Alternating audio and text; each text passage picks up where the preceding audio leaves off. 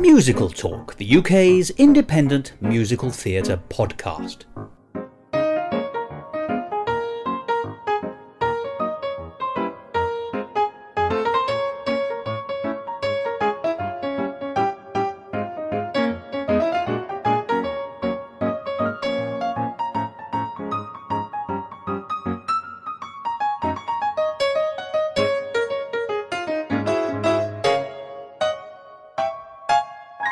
Hello and welcome to another edition of Musical Talk. I'm Thos Ribbits, the role model for the invisible man, in the sense that everyone who knows me wishes I'd disappear.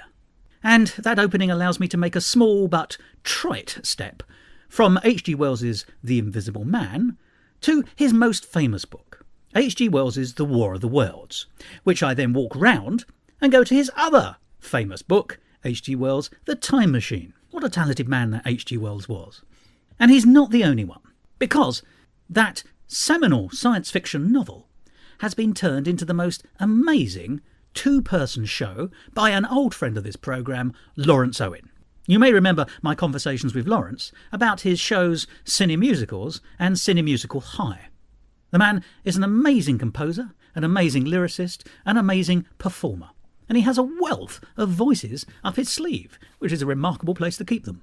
Well, last year he returned to the Edinburgh Festival Fringe with his musical comedy adaptation of H.G. Wells's The Time Machine. But this time he wasn't on his own. He was with his wife and fellow performer, Lindsay Sharman. And so I had the pleasure of sitting down with them both to talk about this remarkable piece. A musical adventure from 800,000 years in the future, as it's straplined. So, in a second, we'll hear about that. But first, let's hear a wonderful and the introductory song from Laurence Owen's version of The Time Machine. It's called Stuff and Nonsense. Although if it had been called Particles and Farticles, I'd have been even more delighted. I can't believe I have shown such Gentlemen, please. I don't want to be here either. Who wants to waste their time with stuff and nonsense? Some preposterous story about time travel. Mr. Elliot, do you believe he's built a time machine like he says he has? No, it's probably a load of old cobblers. But whether it's real or not, I smell a story. And as the editor of the Woking Examiner, it's my job to give my readers a ripping yarn. Well, the science behind it is theoretically possible. I don't care about science because my readers don't. People are tired of experts. They want to read about people, heroes and villains, not particles and farticles and what have you. So, I need to find out what kind of a man this so-called time traveller really is. And you're all going to tell me before he gets here. Gentlemen, please calm down, one at a time. You, what's your name? It's Philby, sir. Philby, eh? So, how do you know our host? Tell me everything. Well, sir, it all happened in this very room. Mine is a terrible story, make your blood run cold it will. 'Twas a year ago on a stormy night, when the hour was late and the moon was bright, our host extended me an invitation to beyond the veil. He called me round 'cause he knew that I believe in ghosts and stuff. And on the table where we sat, the Ouija board was laid out flat, and I hoped that we might contact my sweet Harriet, my one and only love. My dear departed Harriet. She was the prettiest horse that ever pulled an hansom cab. He chanted incantations, then I heard a sound I knew. The eerie clop, clop, clopping of four ghostly little hooves. The glass moved on the Ouija board, the name was crystal clear. Harriet.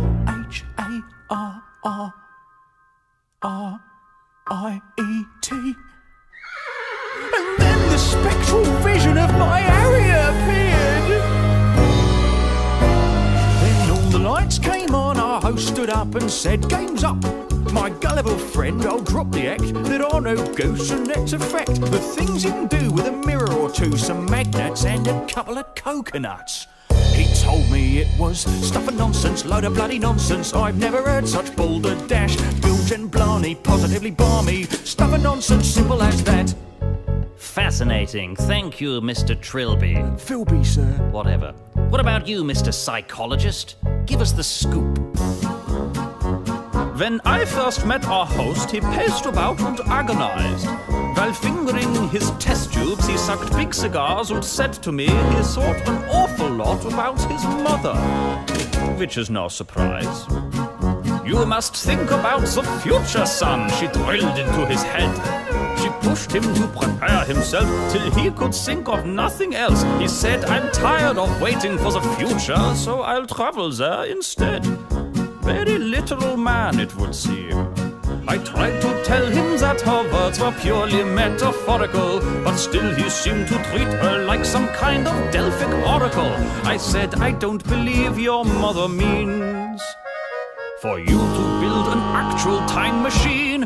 But he said that was stuff and nonsense, lot of bloody nonsense. I've never heard such balderdash. Bilge und blane, positively balmy. Stuff and nonsense, simple as that. Wonderful. I'm really starting to get a picture of the man. What about you, Mr. Communist? What do you think? I will tell you what I think. If he has built a time machine, then I will eat my hat. His motives are quite clear to me, for he is petty bourgeoisie. He wants to use this fiction to take power from the proletariat. He'll say that in the future all the markets will be free. He'll say the left will go berserk, that communism will not work. He wants to keep means of production in the hands of bourgeoisie elite. He'll say that he was guided by his conscience, but that is, how you say? Stuff and nonsense? Exactly, stuff and nonsense, lot of bloody nonsense. I've never heard such balderdash. Bilge and blammy, positively barmy. Stuff and nonsense, simple as that. I have it! A sensational portrait of this so-called time traveller. He's a cruel and evil, most deceitful man who likes to frighten people, health professionals, uncovered weird obsessions with his mother, mercenary and avaricious, highly queer and quite suspicious, practicer of mischief most obscene. And he says he's built a time machine. I'm Laurence Owen. I'm Lindsay Sharman. And we're the co-writers and co-performers of The Time Machine at the Fringe. Now, Laurence, we've had the opportunity to speak on 2 occasions before, and I've seen both your previous shows, Cinemusicals and Cinemusicals High. Very distinct genre, beautiful pastiches, incredibly well delineated characters, wonderful songs, beautiful underscoring. Everything about them was crisp and perfect. And I remember last year you said, I think I might try and do something a little bit different this year. Well, I have to say, you've done something a little bit different this year, but it is different and fantastic. But would you just like briefly to explain what it is and how it differs in terms of tone, and then we can explore that a bit, because I think what's been lovely is you, from my point of view, you've taken all the craft that you've always displayed, and together, because I know you work together, to produce something that's very different and still absolutely crisply perfect. That's very nice to hear. Yeah. Well, so what we've done this year is, instead of devising a new piece, we've done an adaptation of the H.G. Wells story, The Time Machine. And we've added a framing device so that we didn't have to pretend to be Morlocks and Eloy. Yes, That yeah. would have been ridiculous. Yeah. Although well worth paying the money to see, it's a free show. So we're the idea is that we're in the 1950s in a radio station, Radio Woking, and we're watching on stage a live recording of A musical version of Time. H.G. Wells' story. Yeah, because it's quite nice to acknowledge the fact that you're in a fringe venue in a way, isn't it? And their audience is there, and so you can welcome them to the show. And there's none of that sort of fourth wall theatrical convention. Yeah, because business. you have a real thing with your shows that you don't want there to be this idea that we're anywhere other than where we actually are. Yeah, I just think on the Fringe, ignoring the fact that you don't have any sets whatsoever, ignoring the fact that you might be playing 10 different characters is a bit crazy. Yeah. I think it's just because there's no theatricality to the people sitting down, and there's nothing that says, show starts in 5 minutes, and there are no curtains or anything like that. I feel like it's nice to actually welcome the audience. You have to make a virtue of it. Yeah.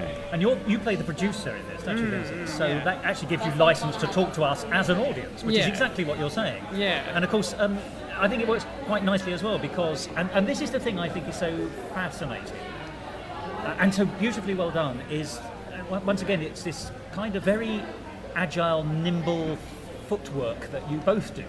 The H.G. Wells elements are near as damn it straight. There's an overlay of lightheartedness and comedy over it, but actually the story is the story, and truly gripping. You do it in a way that's enthralling, and then you have what's going on in Radio Woking studio or recording studio, which is much more heightened. There's it is. Forgive me, you're doing plummy 1950s accents. You both look perfect in your 1950s gear. It's a great sadness to me that you're not in it as we speak. But it is radio, so I'm going to ask people to... they can imagine. They can imagine you inventing other things if they want to. But seriously, you look the part, you sound the part, and you suddenly tell that the studio is a heightened environment, but the story is a... actual environment. Obviously it isn't, but actually we are drawn in the way of a truly great storyteller. We, the audience, are pulled in and kept in. It's enthralling is the word I'd say.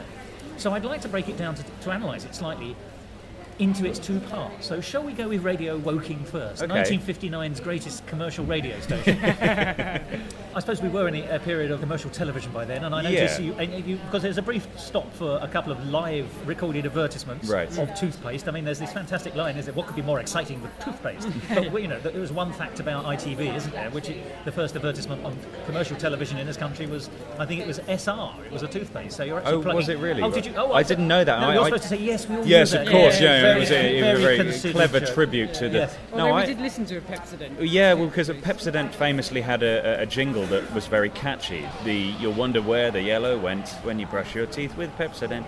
So we tried I'll send you some now. Yes. So we wanted... that it felt like the perfect... particularly mundane product to use in the midst of all of this fantastical sci-fi. Although the adverts are also often used for a tonal shift as well. Yeah, because the novel can be a bit jarring in places, especially when it's cut down to a 55 minutes. Yeah, I mean, it's a short novel anyway, and it doesn't waste time. And of course, in 55 minutes... And of course, in 55 minutes, you have to really not waste time. Yeah, so we had to find a way to, shift the tones, or just kind of give people a break from the melodrama as well. Punctuation in drama is very important, and a lot of people don't do it. And I've seen that in musical theatre, and I've seen that in speech mark straight drama. I use only those terms to delineate. I don't mean anything by them, but sometimes the audience just need to... that's why people use jingles on radio, isn't it? Actually, you just need a moment of brain deadery so you can start again, and re-engage. It's like a reset button. Yes, it is. Yeah. And so they're nicely timed. Yeah, well, in Edinburgh as well, there's this 40-minute slump, so... because it's quite an unnatural amount of time to concentrate, 55 minutes. And if you're doing a straight stand-up show, normally at 40 minutes, it's the point where you start losing the audience. Only for potential, even if it's been a good show, only for like 5 minutes or it's so. the energy dip, isn't it? Yeah. It's where a lot of people put the sad bit if they're going to do a sad bit. Yeah, because you need a breather, essentially. So this second, although we were going to have more adverts initially, weren't we? But the second advert, I think, comes at around that sort of time. Yes, it comes at the point where we have met the Morlocks for the first time. Yeah. The sort of... That's where the darkness comes in the story. Yeah, so and the first advert is focused on the Eloys, isn't it? Yeah, so it's got that kind of balance with that, I suppose. Yeah, I suppose that makes sense, But we picked the 50s as well because it's the era of sci-fi. Yeah. Although there is a resonance. I mean, there's another Wells who's looking at us from the distance. It's not just HG, is it? Yes. It's awesome. Yeah. Now, I know that War of the Worlds, another H.G. Wells story, is a 30s thing, and they were doing something slightly different. But that kind of use of radio for science fiction purposes is, he's the daddy, as they say. He is. Is he in the room with you? Well, I mean, that is one example of an adaptation that has not aged. Yeah, it's extraordinary still. I mean, when we were researching this show, we watched the 1960 film version, the George Powell film version of The Time Machine.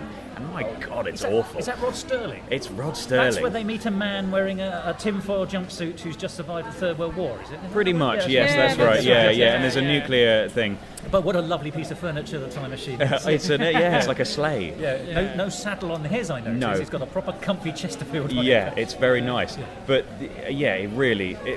It's aged terribly. Yeah. I mean, there's colonial undertones, there's sexist undertones. It's a disaster, really. Yeah, they've crowbarred in a love story story, which then removes the entire class element Yeah. altogether.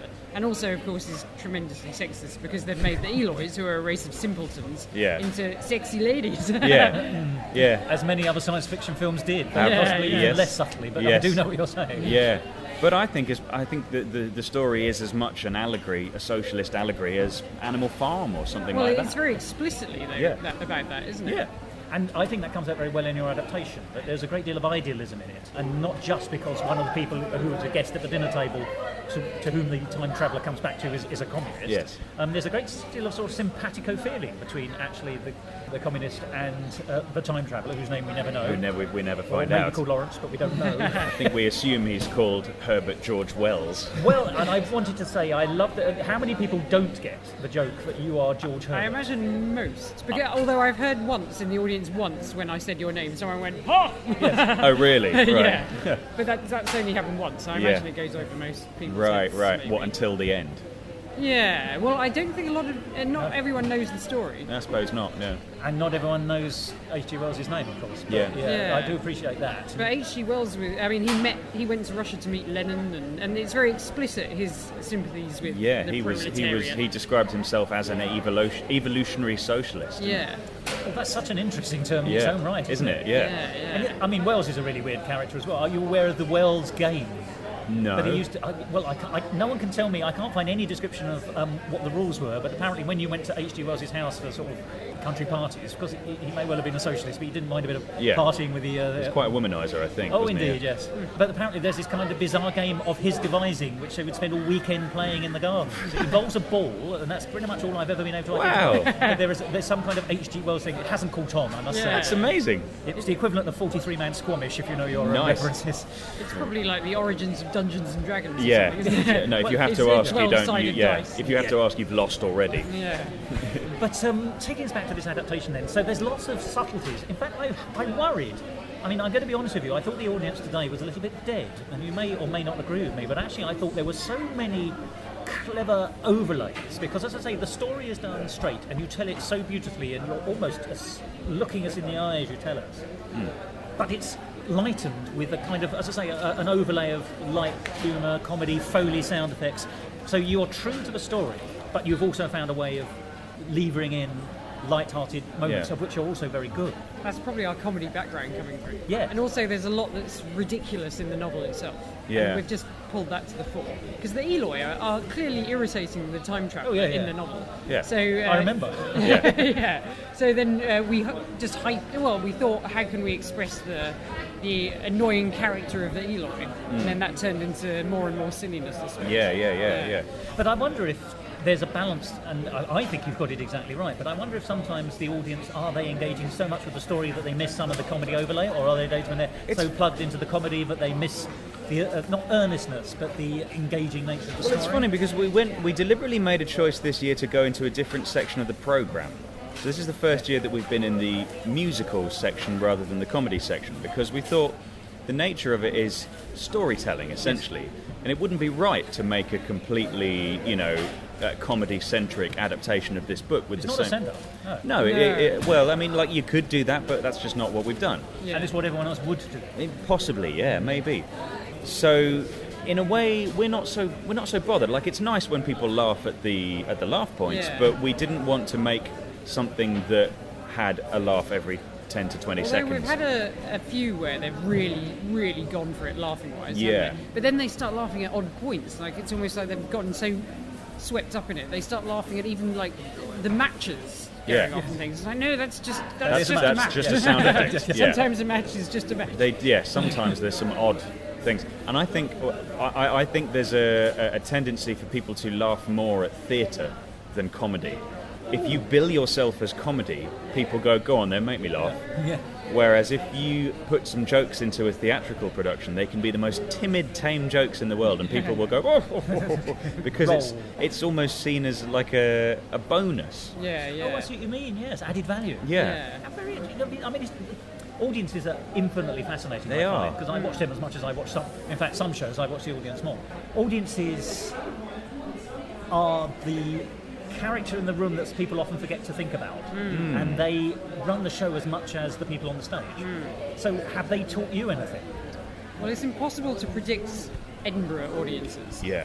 Or rather, you can predict that some of them will be absolutely chock-a-block full of atmosphere, and people will be, audibly engaged, and you know that some of them are going to be dead as a dodo, and then they'll file past going, "Oh, that was wonderful, but they haven't shown it. Yeah, they have not told their They've faces. absorbed it all. Yeah, but they'll have been completely blank-faced and not making a noise. Yeah, endlessly unpredictable. Yeah. Which is kind of interesting. Yeah. A blotting paper audience, that is, Yes. isn't it? They Yeah. are taking in, but you won't know until they've gone You home will- and yeah, tweeted about yeah. it. Yes.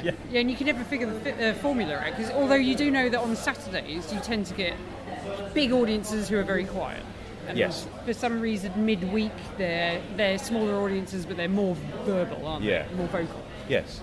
So, They're more generous in yeah. kind of in That's terms of interesting. giving. Sunday actually can be a bit of a quiet audience, can't it? Sunday, Yeah. yes, occasionally. Straight from church to the time machine. I mean, could be. wouldn't you? Yes, quite. Yeah, I think there's a slight hungover element when you have a daytime yes. show as well. Yeah, Friday is often good because people are in a weekend mood. Yeah. Anticipatory. Yes. Yeah. But Yeah, it's Saturday quite and odd. Sunday sometimes they can be a bit like nodding off. But then you have that, and you think, okay, we've figured it out, and then they'll do something else entirely. Yeah. We'll be back to square one, going, I don't understand the Fringe. At least with this show, because it has more of a storytelling element than a comedy element, it doesn't matter so much. We found our experience this Fringe compared to previous Fringes is more level. It's more predictable than when we've had Less a more voluble, is it? than when we've had a straight comedy in inverted Yes, commas yes. show, where it really does depend more on audience reactions as to gauge how much of a success it is. Yeah. And there are some other interesting things from my point of view, because before we started recording, I was just saying to you that historically, city musicals and city musicals high are pastiches for a start. Yeah. So they do the things that you sort of already know and reinterpret them back to you in a comic way. And they are both set in America, because that's the nature of those kind of films, Disney-esque or whatever it is, Yeah. or, in both cases actually. And then this is absolutely British. It's 1950s British, which makes it even more Which is British. powerfully British. Yes. So it's interesting seeing a show in a much more British cultural idiom and hearing your voice, because actually, particularly you, Laurence, as you're telling the story, I realised that I hadn't, apart from when we had these conversations, Yeah. I haven't heard you in full RP. Yes, Yeah. absolutely. But you have a beautiful speaking voice, storytelling voice. There's something about it which was genuinely engaging. I was standing up. I was one of the unlucky ones to come in just slightly too late to get a seat. That hour disappeared. I'm sure I'll pay for it later, but at the moment, all I remember is being absolutely entranced and enthralled by the storytelling elements, as well as being delighted by the comedy elements. Thank you. But I would just like to say you have a beautiful voice. That's very kind.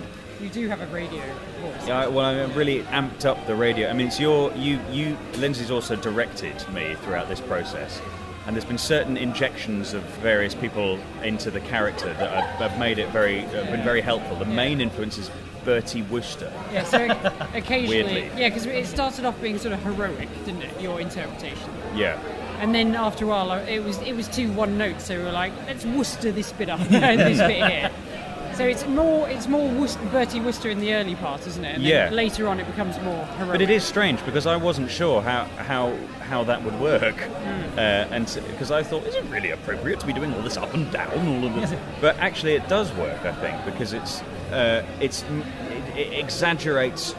When you're listening to one voice for an hour, essentially, with a few bits of two voices, it helps things communicate more effectively when you do a massively exaggerated up and down like Hugh Laurie does for that character. Yeah. Well, it's a radio thing, isn't it? Actually, Yeah. The radio it does pay to have a voice which is distinctive or does slightly off-beam things, just because that's the one that people want to listen to it, because they have to concentrate, and by concentrating they then hear the words. Yeah. Whereas, as you say, if you can have the loveliest voice in the world, but unless it expresses something, you're not going to get anywhere. So it is very expressive. You aren't reading from notes, are you? You have, or are you? Well, it looks to me like you're looking straight on into the microphone. I mean, and therefore us. if you'd come on day one, that probably would have been very different. We do genuinely have the script in front of us, Just which in is case. which is essentially it's a artistic choice to make it feel like Well, it's a set radio dressing, station. isn't it? Yeah, Yeah. it's as much set as it is a prompt. Now we've got to the point where I'm not looking at it very much because I tend to know it generally. There have been a few occasions where I've tripped up because I've been happily ploughing ahead and not turning the pages. and then I realised actually I do need to look at this bit, and then I've got a long ream of pages to turn through. But I'm about 90% in my head now, so by the end of the Fringe it'll probably all be in there, I think. You'll never forget it once it's in. Hopefully not. Now let us talk about I'm going to say the elephant in the room, only because we've not discussed it, but it's not an elephant, although it is fantastic. Don't call me that. I was thinking the other side of the stage, I must say. The theremin. I must say, this seems to be the year of the theremin, because I will tell you there's at least one other show offering theremin fun. There's 2 other shows. There's 2 other shows, I believe. We were actually included on a list published by The Skinny of shows with theremins in them. Fantastic. That's an exclusive list. Well, I know one of them is the Encyclopedia of Science. Right. Oh, maybe there's 4. Never. Because there's one, the East End Cabaret, very good cabaret duo, and Victor Victoria from that duo is involved with a show that has a theremin in it. And but it's by the chap who was in what band is he? He was in Faith No More. Oh yeah. Right. Yeah, I think. And he's written something. Sasquatch. Is that what it's called? Oh, Sasquatch, the opera or musical? Yeah. That's got a theremin. I think that's the one. Or yeah. Well, once again for creepy purposes, I imagine. I would imagine so. It plugs an audience straight in. In fact, I could hear it. As I was walking up the corridor to get into the room, there was theremin howlings. I don't know if that's the appropriate term. It is, I think. But there it was, and I thought, you immediately think Journey into Space or something like that, yeah, it's the go-to sound for that 1950s sci-fi. So it's all Bernard Herrmann. Some people think you're miming it, though, don't they? Yeah. Some people don't believe it's plugged in. When we did the show on the extra show that we did in the bigger room in the Voodoo Rooms, at the end, a couple of chaps went up onto the stage and sort of looked at it. And was sort of going, yeah, I think it is real. I think it's kind of...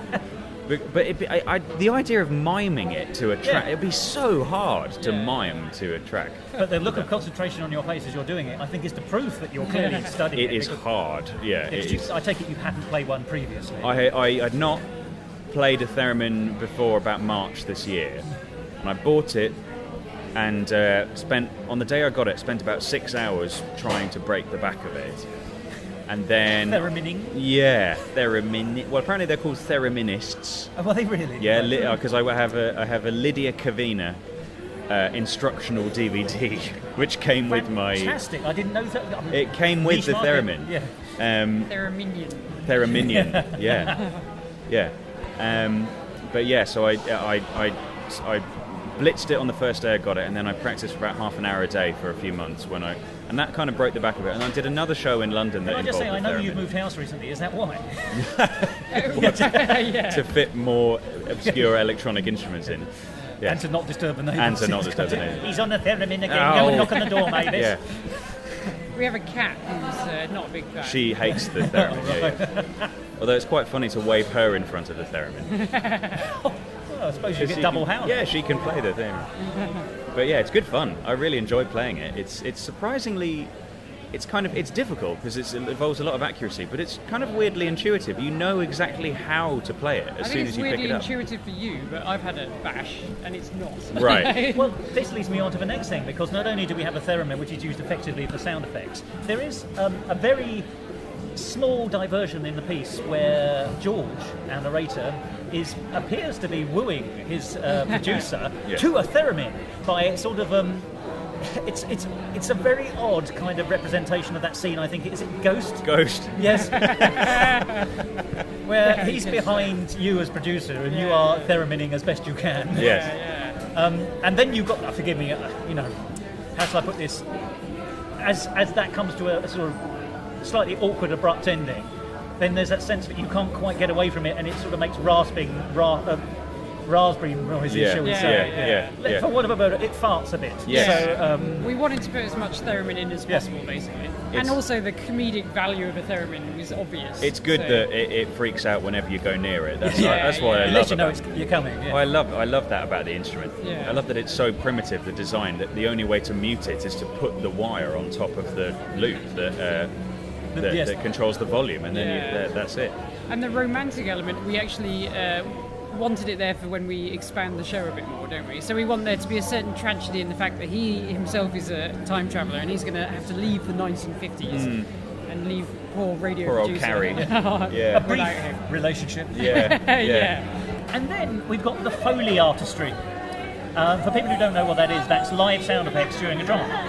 which mostly end up on your lap. In some cases physically. But the thing I like about, first of all, the Foley effects are very funny. There's a lot of vegetables are harmed in this. There's a lot of vegetable abuse in this show. The celery is snapped in half, and a cabbage is beaten to death with a meat tenderizer, and things I haven't seen on the stage but love. It turns out. But actually, the thing I thought was most interesting was, we're sort of in a way programmed. We've seen the kind of thing before. We're all programmed or hardwired to find Foley artistry amusing because it's the incongruity of what's being used against the sound effect it's supposed to create. And when you can see it, when you hear it on the radio, you don't think anything of it. If they're still using Foley, but when you see it, you can see that juxtaposition, and it's funny. However, and no one ever stops to think, well, hang on a minute, how do you two, as the creative pair behind it, come up with the right things to make the right noises, which also have the comic value? How did you think ripping celery in half and beating the living daylights out of a greengrocer's front stall would give you the effects you wanted? Because also there's stroking a bag or a Hessian bag. There are things which do make the right sounds and would work perfectly if I was only listening to it in audio. But you had to find them. Yeah, so some of that is established Foley noises. So something like the celery, that's used on a regular basis. Well, because we did we did some research into Foley. I am a sound designer as well, so I have some experience of this before, this sort of thing. But there's a kind of there's a sort of list of known hacks. Things that make noises that are good for other. Like famously, if you get some chimes, orchestral chimes, and lie them on their side, and get a little miniature bottle, like a vodka bottle or a whiskey bottle, and sort of smash the bottle into the chimes, it sounds exactly like breaking glass. That's how you do a smash window. Oh yeah, and the a hot water bottle. Yeah. So if you bend it in half and then scrape it along a surface, then it sounds like tyres screeching to a halt. So we almost used it for the time machine, sort of scraping to a halt. It's uncanny. When you hear it, you realise how but that would have required the microphone. I'd have had to have gotten on the floor and done it, and the microphone would have had to have been right in there. You need a wooden table as well. And you also want the advantage of being able to see it. Actually, the challenge with this, not so much finding the sound effects themselves, was to find which sound effects can we do on a tiny scale. Because if you go and actually watch a Foley artist in the studio, they've got enormous bits of sheet metal and pools of water. Of meat and as well. It's quite a bizarre thing to watch. Yeah, like beating up the Morlocks. I mean, ideally, you would have a side of beef and not be laying into it. That's traditionally how it's done. You wouldn't want that on the 30th day of the Fringe, would you? Exactly. Particularly when we have had a few days of hot weather. So we had to, whereas letters are normally used for skulls being bashed in, things like that, aren't they? In fact, the old snapping a celery is more often bone splintering than in our show it's breaking a bit of wood off a which balustrade. Works just as well, I think. It does. Although sometimes if I get the celery too fat, I've been struggling with it on stage and trying to rip it in half. It's taken a good 10 seconds. We've had to add another line about it was an extremely sturdy bit of wood. It did require some effort to. And did the audience pick up that that's because you were having celery trouble? Although there is a weird tension while they're going, is she going to be able to do it? So I've had to prune the celery recently. I think we've got better at judging what is the correct thickness of celery to snap effectively. These are really useful things for your CV. You do definitely. Some of it, though, we just came up with ourselves, like the scratching of the bag and everything. Because after a while, when you're looking for Foley noises, you start looking at everything and thinking, I wonder what noise that'd make. If we were like walking around hardware stores and going, oh, we could use this. Steel wool for rustling trees and bushes and stuff. With a bit of paper. That works nicely. And one of the ones I like is the two tiles that make the sound of the door. Slabs moving. Kind of metal Indiana Jones style slab moving around. Because that was quite hard. Because the trouble is, small things sound small a lot of the time. So we wanted it to sound like a giant bit of boulder or something. Thing coming across. But everything we were trying just sounded so tiny. So, luckily we came across the ceramic tiles, and that seemed to work the best. Now, just a minute ago, Laurence, you did mention that, in your wider career, you're responsible for sound design. And, of course, we've previously spoken about so much of your original other work about doing incidental music and film music has helped develop your skills over the years. This year, you do it as you would expect to do it, because you write incidental atmospheric music, as well as songs. There are songs, which we'll talk about in a minute, but there is proper, what I call incidental music. Which really helps build the atmosphere that you're creating. There is, as I say, all the way through, there's this solid, I would say a solid thread, but that seems very unusual as a concept. There's a very solid sense of sound storytelling, beautifully supported by a musical bed where a musical bed is useful. One of the things it's a return home for you in a strange way, isn't it? Yeah, it kind of is. One of the things that I enjoyed most about the last two shows, the cinemusical shows, were the fact that were the moments where I was talking over an underscore. I think that feels somehow more like film than singing, weirdly. Because it's speech over music is something that's sort of unique to film, really. Whereas singing to songs to a score, it sounds like theatre. Yeah, and it's as old as time. And it's as old as time. Yeah.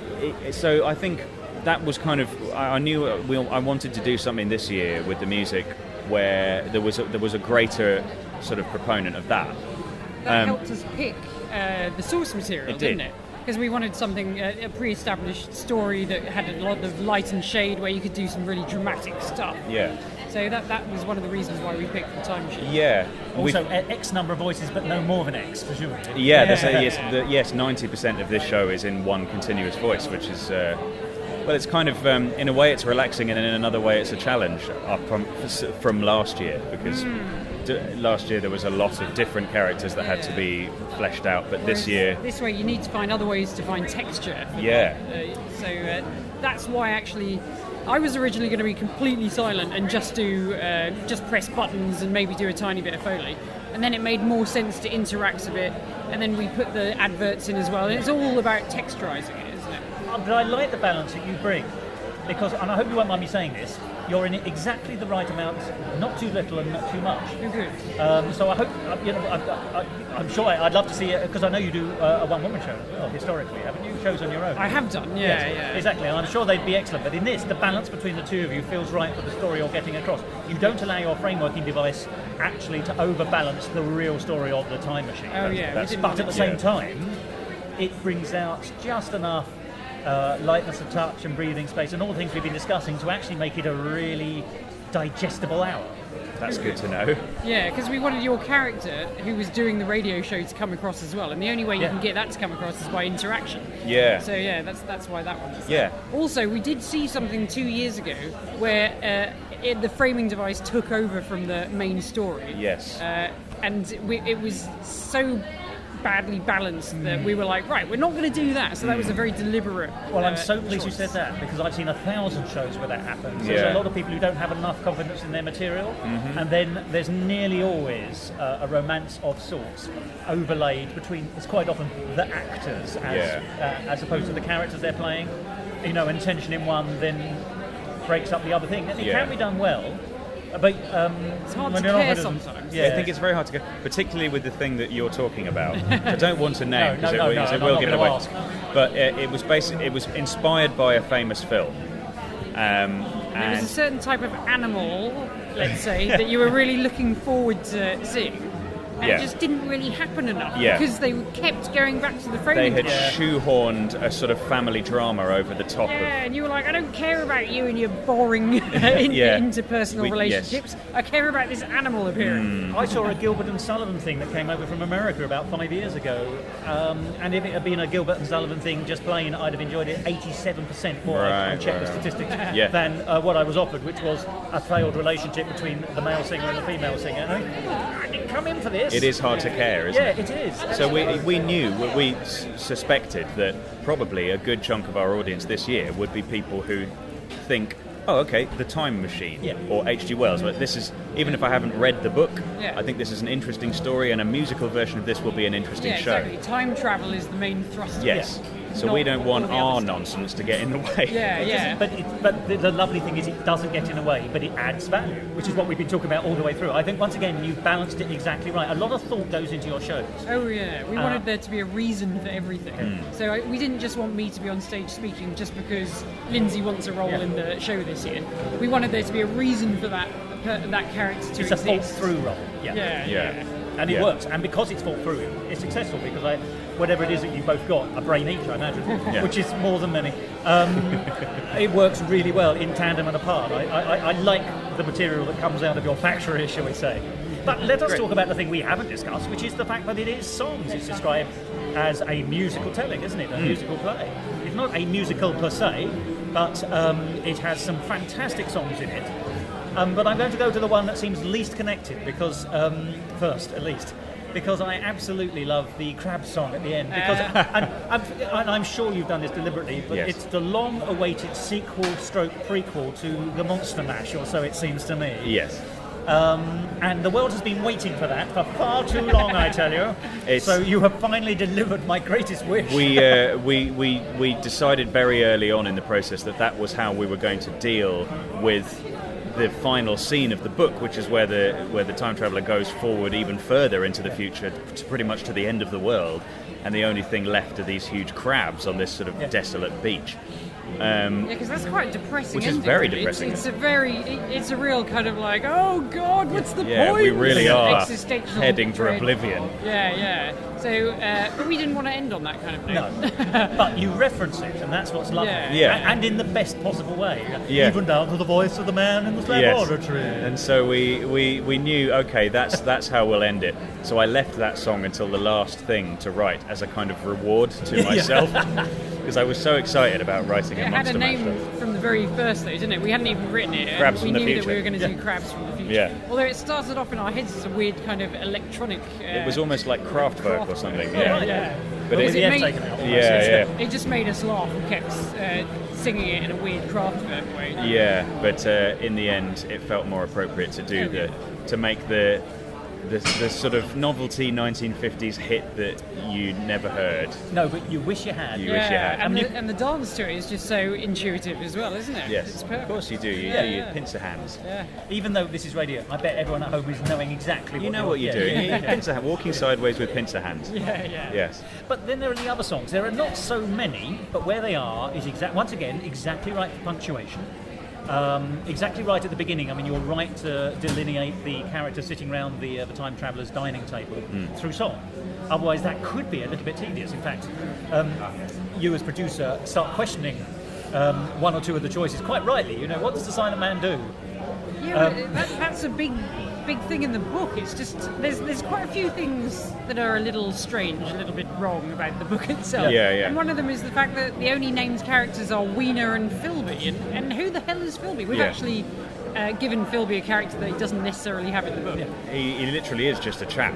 It's not explained who he is at all. It's as if Wells has kind of gone, well, these people, you either have a name or a profession, or like a sort of a belief. So you're the communist or the psychologist or Philby, and you don't get both. And there's also a journalist and an editor, so we shoved them into one character. And but we didn't want to make up names for people that weren't in the book.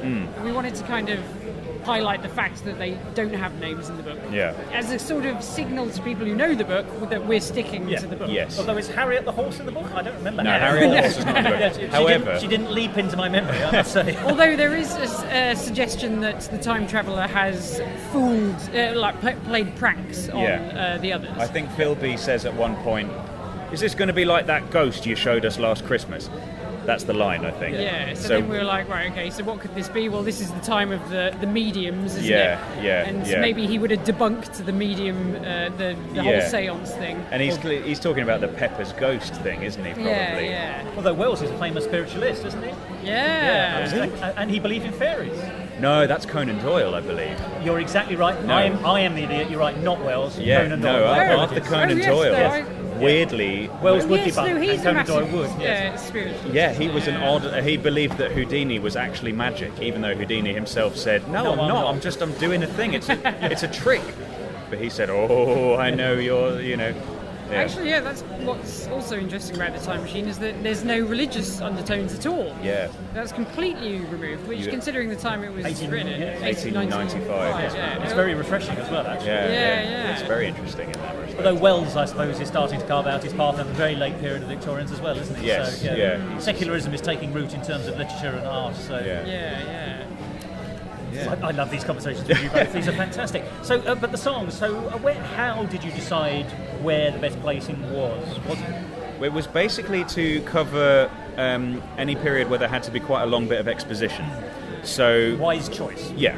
So the moment where he realises that the humanity has divided, in fact, into these two different species rather than evolving into one, that in the book is quite a lengthy period of just him and Weena walking to this palace, and it's all in his head. It's quite a good length of pages of just him figuring things out. So we thought, okay, well that can be songified. Yeah. We can also a technical term. Songify. Yeah. We can also songify him figuring out that the Eloi are idiots and going from being charmed by them to being extremely annoyed by them. That was about tone as well, wasn't it? Because obviously a lot of musical songs are quite cheerful. Yes. So the introduction of the chaps around the table, that seemed like they're all drinking and having chats with each other. Yeah. And so we realised that could be quite cheerful. And the Eloys, by their very nature, are very cheerful. Yes. But we knew that in the Morlocks, we couldn't have like a cheerful Morlock song. No. But we did need, like you said, we needed to find a way to have the realisation that evolution had given us two different mankind species. Bifurcated or Yeah. So that was pretty much where how we decided where to put the songs. We're going to extend it because it's probably going to tour this. Well, that was my next question. Yeah. Where is this going? Because tell me it's going somewhere. It will. It's such a beautiful piece already. The fact that it needs to go somewhere else. And I don't mean 800,000 million years ago. So we need to add 20 minutes to tour it.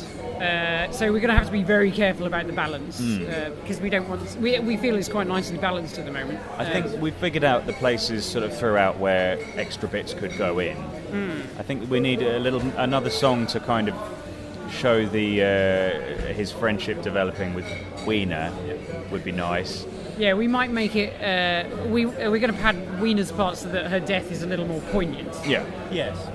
And I think we might introduce more at the beginning into the actual framing device. So have George arrive in the studio. Yeah, because we're so time is of the essence at the moment, isn't it? Yeah. So we've really had to be like, this is a radio station. Here we go. Let's get on. Let's get on. Yeah. And it can be a little abrupt. So we're going to have him arriving and a bit more mystery as to who is this man and what does he want?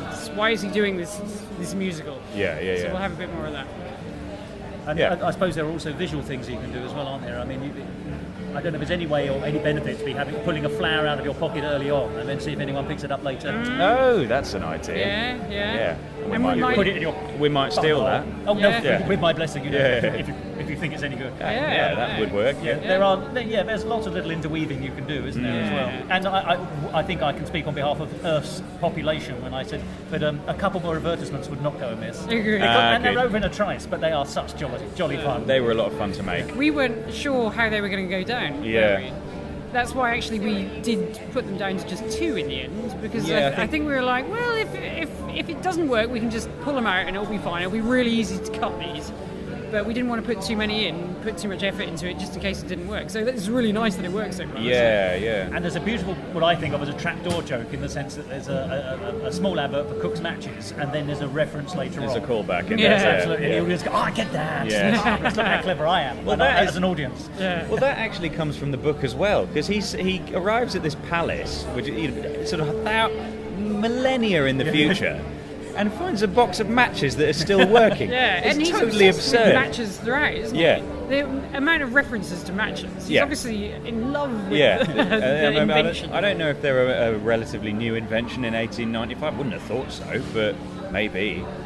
No, but even you'd have thought a man of Wales's observation might have spotted there might be a way of making maybe a better way of doing this. A mechanical match. Possibly with some sort of flammable liquid and something. But he bangs on about matches all the time, so we felt like Cook's Matches would be a good advert. So the show may very well tour, and I think it has absolute scope for that. It's a wonderful, marvellous piece. How can people keep up with it? If people can't see it here in Edinburgh, well, how can people see it here in Edinburgh, and how then can people see it beyond Edinburgh? Oh, we have a Twitter page. Oh, no, we don't. We haven't set up a Twitter page. We haven't. But they can follow us, and we'll tell people about it. So I'm at Laurence Owen on Twitter. Lindsay's at Lindsay Sharman. Yep. So you're Laurence with a U as well, aren't you? Yes, and you're Lindsay with an A. Yeah. This is all very Liza with a Z. It's very Liza with a Z. She'll be here in a minute. Yeah. She's doing the extra songs for the tour. So we should probably, I don't know if it should have a proper, maybe a Twitter page of its own. But my website is www.mrlawrenceowen.com. So all of the show details will be on there. It's also being produced by Seabright Productions. And there are likely to be dates which you'll announce from the website or on Twitter. And all reputable newsagent windows. Yes. Probably next spring, actually. I think the plan is to do a spring tour. Yeah. And I've got one more question I think is entirely relevant, which is, you've had 3 fantastic years on the Fringe. Is year 4 forming itself into some kind of idea in your head, or is it just too soon? No, we have been thinking about it. We have been thinking. Oh, I'm pleased. We're thinking another adaptation and possibly gothic fiction. We're going to have a look at some things. Yeah. We don't quite know what we're going to do yet, but we have certainly enjoyed adapting a book, an existing story. Yeah.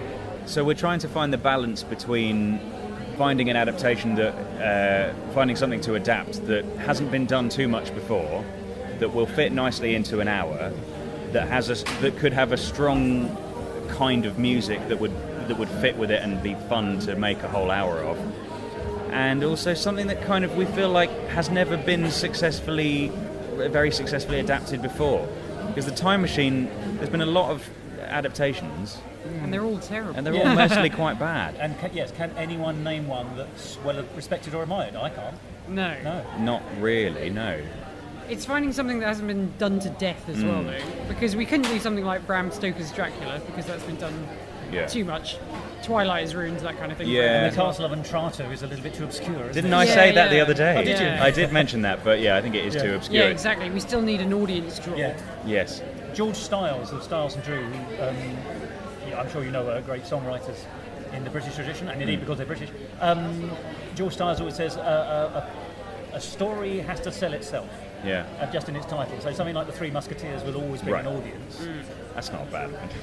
Yeah. Could do a good look at that. Yeah. I'll let George know. Yeah. But, well, I must say, Lindsay and Laurence, every year it's a treat to see your shows. Every year it's a treat to talk about your shows. So thank you so much for bringing out the Time Machine. Oh, it's a pleasure. It was a semi-naked man just walking past, was it? Yes. Fine. It was. Sorry, I just got sort of peripheral vision. Yeah. A tail. He had a tail as well. Takes all sorts. It's the Fringe. It's the Fringe. Yeah. Sorry, you know how the brain sometimes takes a second or two to compute? Yeah. Did that happen? Yes. Yeah.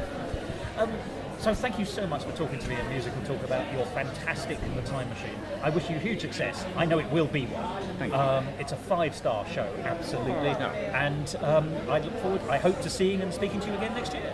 I'm sure you will. We look forward to it too. Yes. More naked men. Musical Talk. And there we are. A wonderful conversation with the wonderful Laurence Owen and Lindsay Sharman, the co-writers and performers of H.G. Wells's The Time Machine.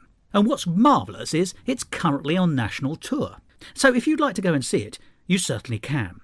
It's on the 27th of February at the Greenwich Theatre, and also then between the 29th and the 31st of May at Wilton's Music Hall. What a marvellous venue for such a wonderful show.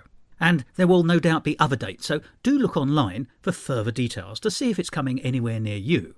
And if it is, maybe you should go and see it. And just to finish off this episode, I should say that I hope you like the opening number, Stuff and Nonsense. I think it's a marvellous song, and I've played it a couple of times here on Musical Talk since I saw the show in Edinburgh last August. But if you go to YouTube, to Laurence Owen's own channel, you'll be able to see him perform that song live, as it were, where he's doing all the voices and interacting with the sound effects and music. It's phenomenal, and so is he. And when faced with brilliance, I have no alternative but to become shy and retiring. And so I'm going to do that now, retire from this episode. So, without further ado, and you've had quite a lot of nothing already, it's time for me to say goodbye. And here I go. Goodbye.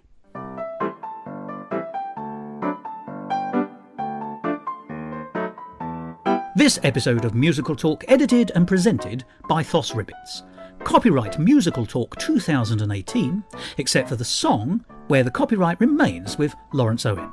And my thanks to him for allowing me to play his song on this programme.